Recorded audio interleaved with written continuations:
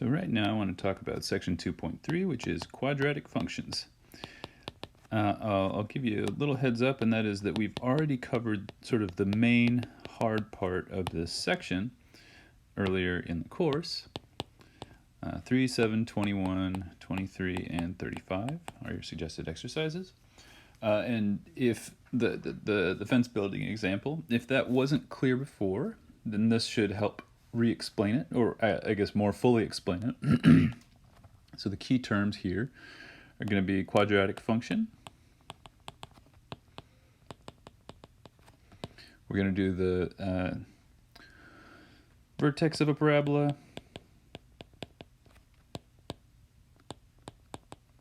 and the max and min of a parabola. Also, we're going to have the standard equation of a parabola with vertical axis. And we'll see what all this means. I would like for you to work through and really dig in and work through examples 2 and 4 from the book. So we say that a function f is quadratic. So that is, got a quadratic function. If it can be written f of x equals ax squared plus bx plus c. Oh, I should say with a not equaling 0. All right? Now this is a quadratic function, but we're going to say that the standard equation of a parabola with vertical axis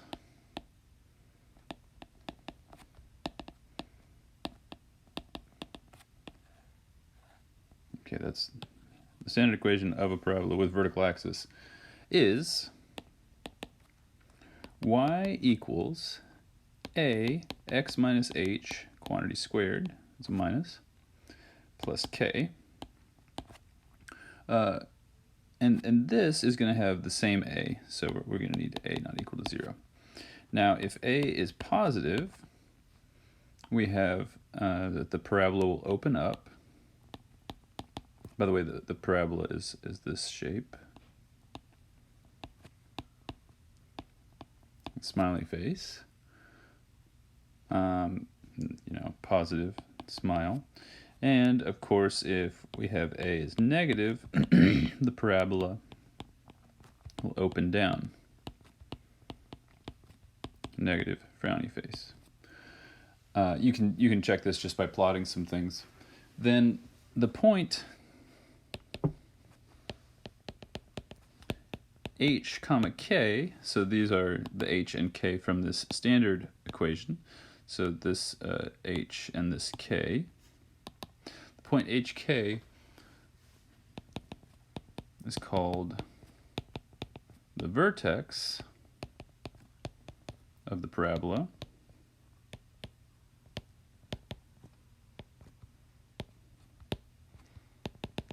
And it will also be the either minimum for a positive or maximum for a negative. And these are absolute, not just relative, but also absolute. So this is not the most efficient way to move these things around, but I'll just write now the absolute max or min. Okay, so this should make sense, because if it's going to be this point if it opens up, so it would have a minimum, and it'll be this point if it opens down, so it'll be a maximum. And finally, and we've already seen this before, and some of you this may be review for some of you, but I'll just write it, the x coordinate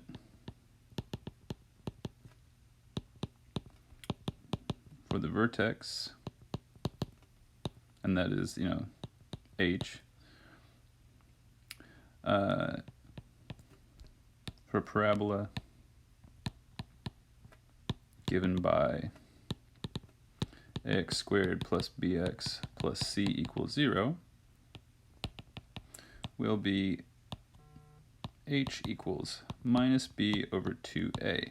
And you notice that c does not figure into this, and that's because if I take this parabola and shift it up or down, that is, you know, by adding or subtracting a number, then that's not going to change the x coordinate. All right, so let's do a couple of quick examples. So find the standard equation of a parabola with vertical axis of f of x equals, I've got x squared minus 8x plus 18. Okay, so solution. We have f of x equals x squared minus 8, man, I keep saying 18, minus 8x plus 18, and we want this to be in the form a times x minus h quantity squared plus k. Oh, I should have commented on this earlier. We can see here this is going to be taking a parabola, shifting it vertically, shifting it horizontally, and scaling it. The scaling, it's funny. It looks like a vertical scaling, but depending on how you think about it, you can also think of it as a horizontal scaling because you could factor it through, right? So just it's either a vertical scale by multiplying by a, or a horizontal scale by square root of a. Either way that you think of it, it'll work out. I tend to think of it as a vertical scaling because I just visualize the vertical manipulations a little bit easier. Okay, so now what we want to do to figure out what we can see that a will have to be 1 because the coefficient on x squared is 1, so a is going to have to be 1. So now this should be a period. We complete the square to find h and k. Now, when we first brought up the vertex of the parabola, I think someone said something about completing the square, and it turns out to be equivalent. I want to resist the notion in mathematics when people say, oh, this is that because this is really that. Or, you know, x is y because x is really y, or because this is what's happening behind the scenes. And that's a good explanation in the moment, maybe, but oftentimes there is a relationship and you can call it what you want, you know.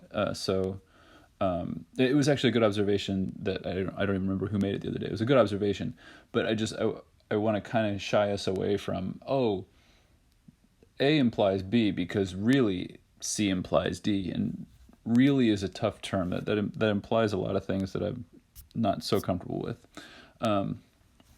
Just as a general habit. So if somebody says, oh, well, this works because of the derivative, it's like, well, you know, the derivative also reveals this connection. It's not that this implies that necessarily. So how do we complete the square? So hopefully during my ramble, you remembered how completing the square works, or had sense enough to pause the video and look it up. But we'll just go through it slowly and look at it closely.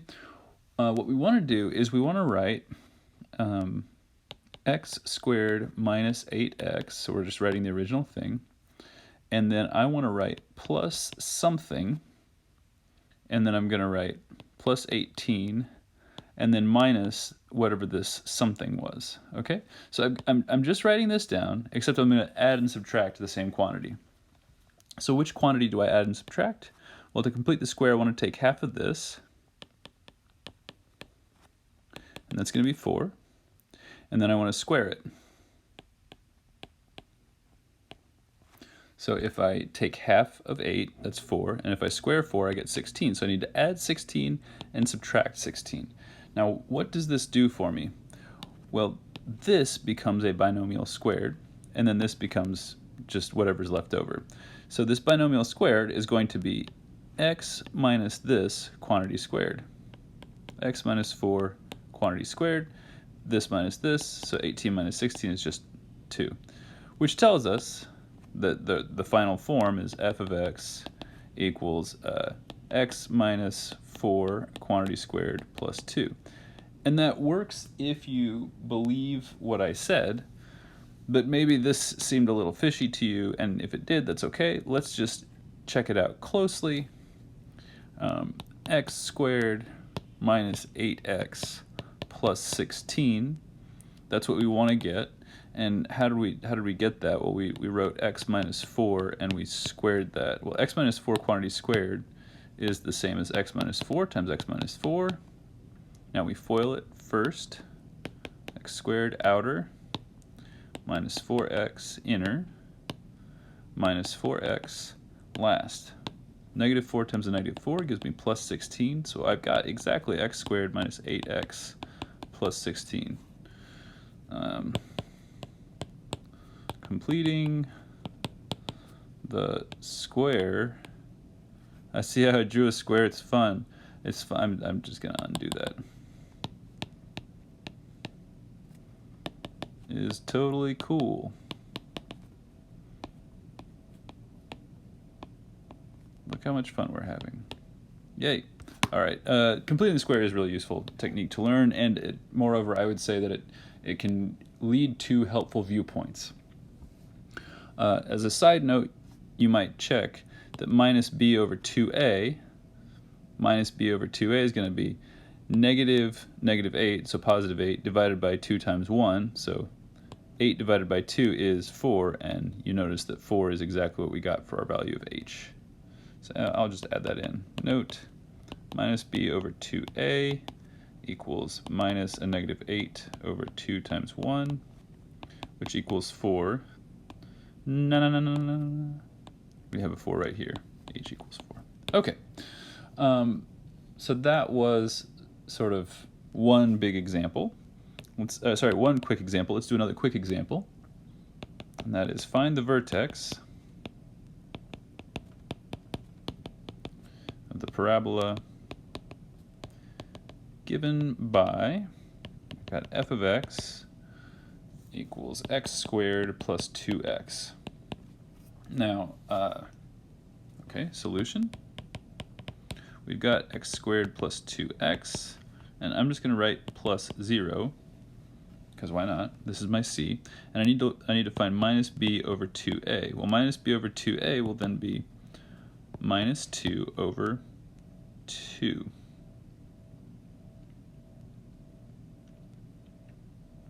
All right, because 2 times 1. And this just becomes positive 1. All right? Now, the vertex, if I'm asking for the vertex, I want the x-coordinate and the y-coordinate. So now I need to find, this is the x-coordinate. I need to find the y-coordinate, so I plug in f of 1. F of 1 equals, well, 1 squared plus 2 times 1.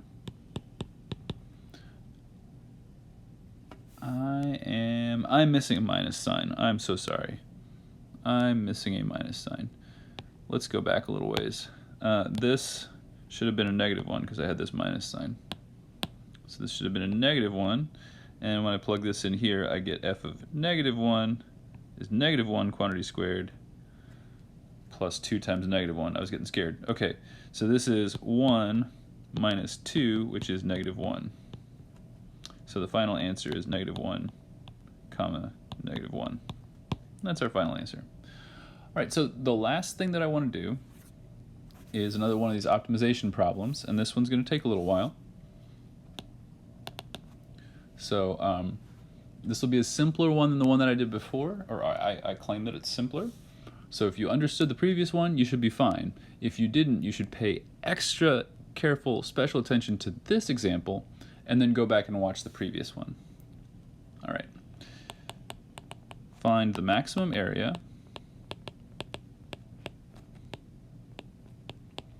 of a rectangular pen. This part's important, otherwise it's a circle, right? Or who knows, depending on what other sorts of constraints you might have, but it'll probably be some sort of minimal surface like that. A fenced-in rectangular pen made from 20 feet of fence. Okay, so when someone writes like this is 20 feet.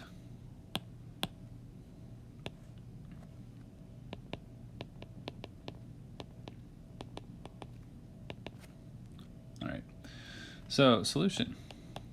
As before, we start by writing the perimeter equation.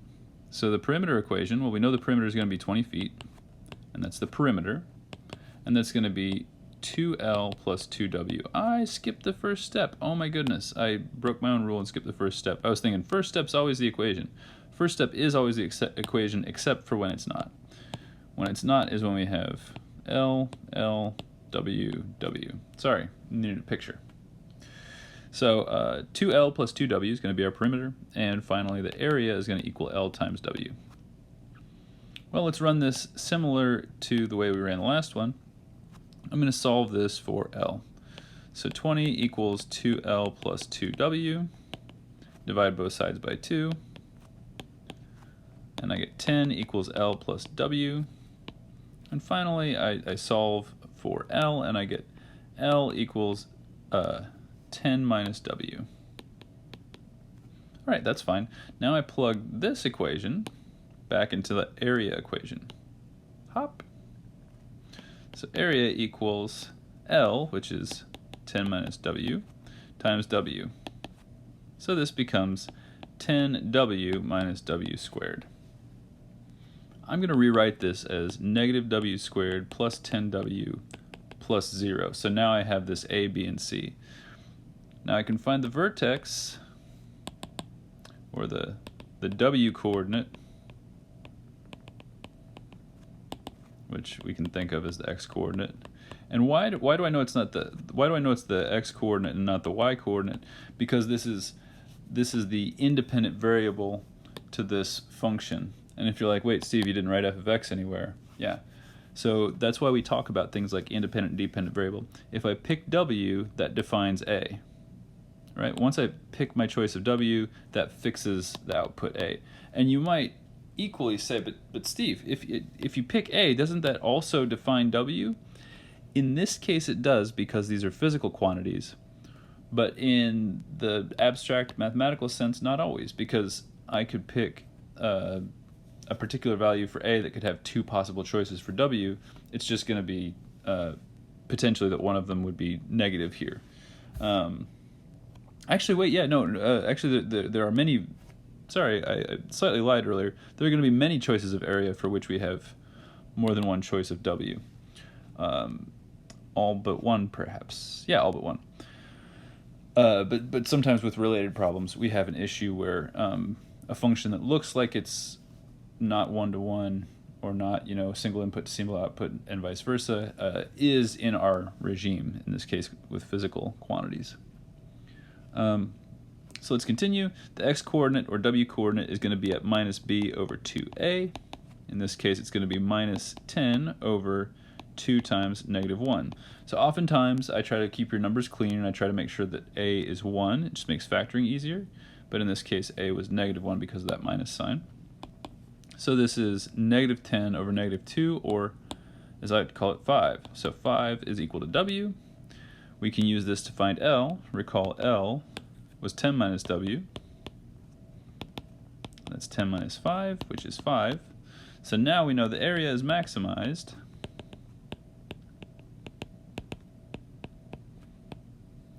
when W equals L equals 5, and that area equals 5 times 5 equals 25 square feet. Okay? To see this, let's sort of sketch a graph here. If I have right here is 5 and right here is 0, I'll just tell you this parabola is going to open downwards because it's got a minus sign, right? And I can also check by plugging 0 into this function here. If I plug 0 into this, I'll get 0. Might be easier to see here. If I plug 0 in, I get 0 times something, which is 0. And if I plug 10 in, I get 10 times something, which is 0. Again, using that zero product principle. So I know that there's a 0 here and a 0 here. Oh dear. I've made a slight mistake again. This should be a 10, not a 5. Tried to draw a 5 in the middle and I just drew it on the side. So this thing is 0 at 10, it's 0 at 0, and then what we have is a downward facing parabola, and we just found the x-coordinate, or in this case the w-coordinate, of the vertex. So this point is 5, 25. So how do I know it's 25? Because I just computed that was the output when 5 was the input. So the area is maximized when w equals L equals 5, and that maximum area is 25 square feet. Now you might have just looked at this and said, oh, I know area is maximized when I have a perfect square, and that's maybe a fact that you remember from geometry, which is great, but we have just proved that that holds true in this case. And just as a word of advice, if you're going to make an argument like this, it's better to have it backed up with more calculations, like here we have calculations, all this stuff, than to just say, oh no, I remember a fact, it's something like a triangle is the best shape ever, because A, you're less prone to make mistakes if you actually have calculations that you can refer back to, and B, I think it's slightly more convincing if you can look at, you know, some actual symbols as opposed to, oh no, I remember this thing, this teacher said this one time. All right, anyway, I hope that made sense.